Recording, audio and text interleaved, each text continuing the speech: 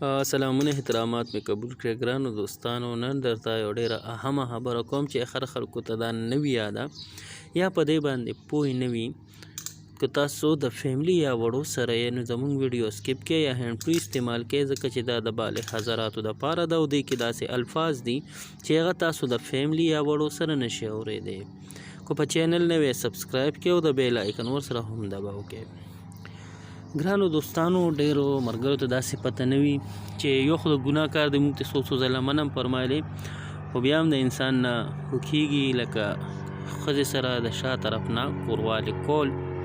په دې باندې په ښځې باندې غسل فرض کېږي او ګناه چې کله ښځې سره د شا طرفه کوروالې وشي، کو دا نفس دې کې دننه ورشي، د دې د اثر دې کې دننه ورشي، نو په دې باندې غسل فرض کېږي.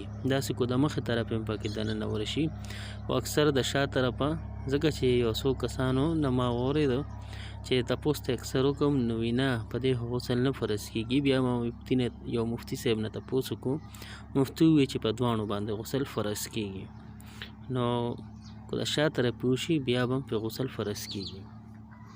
امید دی چې ویډیو مو خوښه شوي. که ویډیو مو خوښه شوي لایک کړئ، چینل سبسکرایب کړئ. موږ ته اجازت راکړئ د لوی الله په امان.